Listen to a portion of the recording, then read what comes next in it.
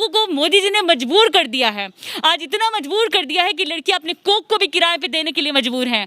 बस पेट भरने के लिए, अपना घर चलाने के लिए लोग इतने मजबूर हो गए हैं। आज मैंने देखा कि उसमें पेरेंट्स की भी सहमति थी कि हाँ, तुम अपने कोक को तुम किराए पे दे दो। आप उस पिता का दर्द समझिए, उस भाई का दर्द समझिए, उस माँ का दर्द समझिए जिसने अपनी बेटी को ऐसा कहने के लिए सहमति दी होगी। वो आप सोचिए कि उस घर में क्या बीत रहा होगा जब उस बेटी ने महज कुछ पैसों के लिए, खाना खाने के लिए, अपने घर चलाने के लिए अपने कोक को किराए पे दिया। तो मैं उस परिवार को लेके, मैं हर एक लड़कियों को लेकर शर्मिंदा हूँ कि आज बेचारी क्या मोदी जी ने उनका हाल कर दिया। आज किस दौर से वो लोग गुजर रही हैं। वो शिक्षा का बात करते थे, रोजगार का बात करते थे। क्या उन्होंने जितना रोजगार का बात किया, रोजगार दिया? अगर रोजगार का बात दिया होता तो आज जो सरोगेट माँ बनने के लिए अविवाहित लड़कियां तैयार है, ऐसा नहीं होता। कितनी शर्म की बात है। मुझे तो लगता है मोदी जी को शर्म के चुल्लू भर पानी में डूब मरनी चाहिए। उन्होंने सारे भारतवर्ष का क्या हाल कर दिया। महंगाई इतनी बढ़ गई, पेट्रोल का दाम, डीजल का दाम इतना बढ़ गया, रसोई गैस का दाम इतना बढ़ गया जो उनके आने के पहले कितना सस्ता था।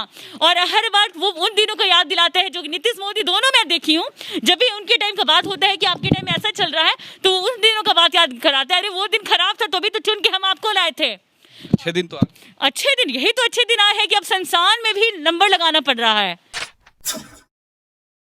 अखबार में आया है, दैनिक भास्कर के अखबार में, कि गुजरात की जो महिलाएं और युवतियां हैं जो इस कोरोना काल में और इस लॉकडाउन में आर्थिक तंगी का शिकार हो चुकी हैं, वो लोग सरोगेट माँ बनने के लिए मजबूर हैं और वो लोग दूसरे का गर्भ धारण करके कुछ पैसे जो मिल रहे हैं उससे अपना गुजारा कर रही हैं। अब इस पे हम बात करने के लिए आमंत्रित किया है जो सुप्रिया खेमका को, प्रदेश महासचिव हैं जन अधिकार पार्टी की। मैडम, गुजरात मॉडल की बात होती है, महिलाएं वहाँ की सरोगेट माँ बनने पे मजबूर हैं, क्या कहेंगे? मैं तो बहुत शर्मिंदा हूँ ये सुन के कि मैं उनके लिए कुछ कर नहीं पा रही हूँ। मोदी जी बड़ी बड़ी बातें करते हैं। आज लड़कियाँ इस कदर मजबूर हो चुकी हैं इस लॉकडाउन में, इस कोरोना में, कि अविवाहित लड़कियाँ भी बन रही हैं सरोगेट मदर, अपने कोक को किराए पे दे रही हैं। आज इस तरह से मजबूर कर दिया मोदी जी ने भारत की महिलाओं को भी। बड़ी बड़ी बातें करते हैं, बेटी पढ़ाओ, बेटी बचाओ, बेटियों की शिक्षा की बात करते हैं, बेटियों के रोजगार की बात करते हैं, बेटियों की सुरक्षा की बात करते हैं। लेकिन मुझे ये कहने में बहुत शर्म आ रहा है कि मोदी जी हर एक चीज़ में फेल हो चुके हैं। कहीं से भी जो भी उन्होंने कुछ भी तय किया था भारत के लिए कि अच्छे दिन आएंगे, महंगाई नहीं होगी, सब कुछ अच्छा होगा, लेकिन मोदी जी ने, मुझे जहाँ तक लगता है कि सब कुछ तहस नहस करके रख दिया।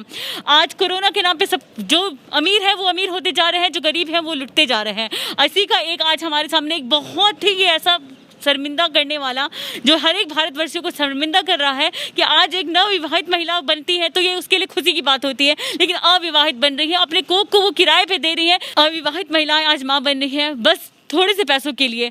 उन्होंने बहुत कोशिश की, पहले मेरी बात हुई उन लोगों से, उन्होंने बहुत कोशिश की अपने आप को इस गरीबी से निकालने का, लोगों के घर में काम किया, पर इस कोरोना के कारण लोगों ने अपने घर से काम वाली को भी निकाल दिया। उन्होंने टिफ़िन शुरुआत की, टिफ़िन एक दूसरे के घर भेजने के लिए, उससे भी कुछ पैसे आने का उन्हें उम्मीद थी। लेकिन अभी कोरोना में कोई स्टूडेंट कहीं नहीं रह रहे, कोई खाना नहीं मंगवा रहा, कुछ भी नहीं हो रहा है, तो ये टिफ़िन वाला भी बंद हो गया, उसके हस्बैंड का भी रोजगार चला गया। जो लड़कियाँ हैं, जो यंग लड़कियाँ हैं, उनके पिता कमाने वाले थे, मात्र कोई घर का एक सदस्य कमाने वाला था, वो भी कमाने वाला नहीं रह गया है। या तो कोरोना से वो बीमार हो चुका है, मर चुका है, नहीं तो उसकी नौकरी जा चुकी है। हर तरह की परेशानियां वहाँ सारी महिलाएं झेल रही हैं। और गुजरात का जो ये हम न्यूज़ सुन रहे हैं तो बहुत ही शर्मिंदा करने वाला है।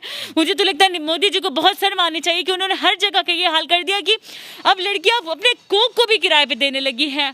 वो मेहनत करते करते थक गई, अब तो मेहनत का भी कुछ नहीं रह गया, क्योंकि बिहार में, पूरे भारत में कोई रोजगार नाम की कोई चीज़ ही नहीं है जिससे वो कमा सके, अपने परिवार का पेट भर सके।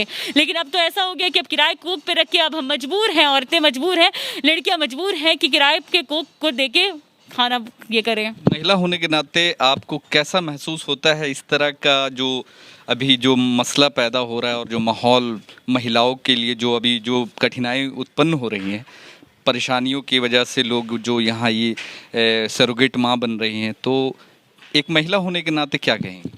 महिला होने के नाते मैं बहुत शर्मिंदा हूँ। मेरा बस चले तो मैं सबके लिए कुछ ना कुछ करूँ, पर मोदी जी ने किसी को कुछ करने लायक छोड़ा कहाँ है। सबका रोजगार बंद है, ऑफिस में भी 35% लोग जा रहे हैं। जब चुनाव होता है तो कोरोना नहीं होता है।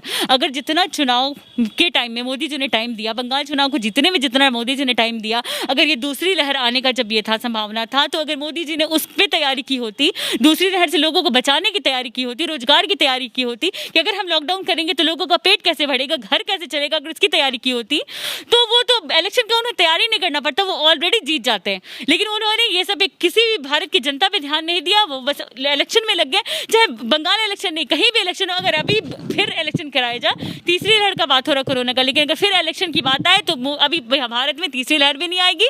सारे नेता जुड़ जाएंगे इलेक्शन जीतने में। भारत की जनता को कोरोना का कभी याद दिलाया जाएगा जब इलेक्शन खत्म हो जाएगा उसके बाद। आज सारे लोगों को मोदी जी ने मजबूर कर दिया है, आज इतना मजबूर कर दिया है कि लड़कियां अपने कोक को भी किराए पे देने के लिए मजबूर हैं, बस पेट भरने के लिए, अपना घर चलाने के लिए लोग इतने मजबूर हो गए हैं। आज मैंने देखा कि उसमें पेरेंट्स की भी सहमति थी कि हाँ तुम अपने कोक को तुम किराए पे दे दो। आप उस पिता का दर्द समझिए, उस भाई का दर्द समझिए, उस माँ का दर्द समझिए जिसने अपनी बेटी को ऐसा कहने के लिए सहमति दी होगी।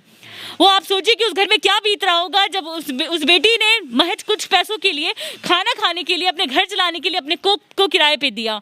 तो मैं उस परिवार को लेके, मैं हर एक लड़कियों को लेकर शर्मिंदा हूँ कि आज बेचारी क्या मोदी जी ने उनका हाल कर दिया, आज किस दौर से वो लोग गुजर रही हैं। अच्छा, एक बात ये भी है कि अभी सेकंड स्ट्रेन अभी चल रहा है, अभी ये ख़त्म होने वाला है सेकंड स्ट्रेन, और थर्ड स्ट्रेन का ऐलान अभी से ही कर दिया गया है। और स्वास्थ्य, जो आपको पता होगा कि स्वास्थ्य जो व्यवस्था है पूरी तरीके से, वो सबको पता है कि किस तरीके का जो स्वास्थ्य व्यवस्था पूरे भारत में अभी देखा गया, कितने लोगों की मृत्यु हुई ऑक्सीजन की वजह से।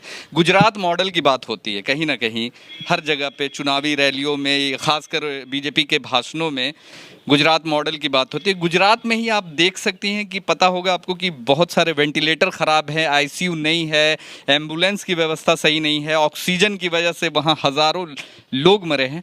क्या कहेंगी? गुजरात मॉडल की तो बात होती ही है, साथ साथ मोदी जी पूरे भारत का बात करते हैं। आज मैंने हर जगह अगर देखा कि वेंटिलेटर अगर सही भी है तो डॉक्टर कोरोना के डर से, कोरोना की तीसरी लहर के डर से, अभी जो कोरोना का भी माहौल चल रहा है उसके डर से वेंटिलेटर का मैंने सुना कि वो लोग खराब कर देते, रोगी को छूने के लिए तैयार नहीं है। अगर रोगी प्राइवेट हॉस्पिटल में जाते हैं तो जेब से भी लूटे जाते हैं, और बाकी जो इज्जत लूटी जाती है उनकी माताओं बहनों की, वो तो आप सुने ही होंगे। और अगर सरकारी हॉस्पिटल में जाएंगे तो डॉक्टर उन्हें छूने के लिए भी तैयार नहीं हो रहे। ऐसा स्थिति है, एक एम्बुलेंस से दूसरे एम्बुलेंस करते करते और एक हॉस्पिटल से दूसरे हॉस्पिटल करते करते आज लोगों की जान जा रही है। जो परिवार कुछ दिन पहले तक हंसता खेलता था, आज देखे होंगे कि वो परिवार उजड़ चुका है। मैं इसमें पूरी तरह से नरेंद्र मोदी जी को गलत मानती हूँ, क्योंकि अगर वो समय पे ध्यान दिए होते और समय पे अच्छे से भारत की ये जो दूसरी लहर आने वाली थी उस वक्त रोग की तैयारी की होते, लोगों का खाना पीना बंदोबस्त किए होते, हर कुछ किए होते, दवाइयों का हॉस्पिटल को दुरुस्त किए होते, तो आज ऐसी स्थिति नहीं आती। जहां से ये शुरू हुआ था चाइना से, आज वहां के लोग नॉर्मल जिंदगी जी रहे हैं। लेकिन हम भारत के लोग आज हर एक जगह आप देखो जाके शमशान में, जो गंगा लोगों का पाप नाश करती थी, आज उनमें लाश का पूरा ढेर लगा हुआ है। वो खुद शर्मिंदा है, गंगा माँ खुद शर्मिंदा है कि ये क्या हो गया मेरे भारतवर्ष का। मोदी जी ने किसी को भी नहीं छोड़ा, नमामि गंगे लाए, क्या किया, गंगा को तो ऐसा कर दिया गया कि आज उसमें लाशें, उनके बच्चों का इलाज बहाया जा रहा है। मोदी जी का मुझे नहीं लगा कि कोई भी उनका कार्यकाल जो था, अभी उनका 7 साल होने को जा रहा है, 7-7.5 साल होने के जा रहा है। क्या हुआ? वो महंगाई की बात करते थे, आज उस टाइम पेट्रोल का दाम क्या था, आज पेट्रोल का दाम क्या है। वो शिक्षा का बात करते थे, रोजगार का बात करते थे, क्या उन्होंने जितना रोजगार का बात किया रोजगार दिया? अगर रोजगार का बात दिया होता तो आज जो सरोगेट माँ बनने के लिए अविवाहित लड़कियां तैयार है, ऐसा नहीं होता। कितनी शर्म की बात है। मुझे तो लगता है मोदी जी को शर्म के चुल्लू भर पानी में डूब मरनी चाहिए। उन्होंने सारे भारतवर्ष का क्या हाल कर दिया।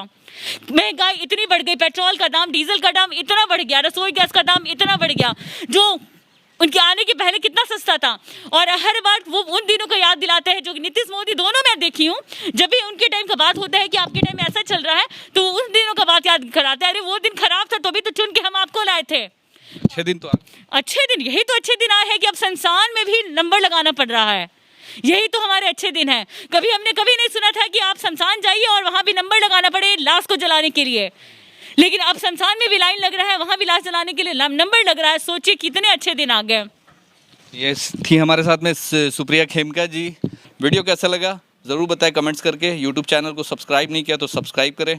तब तक के लिए जय हिंद, जय भारत।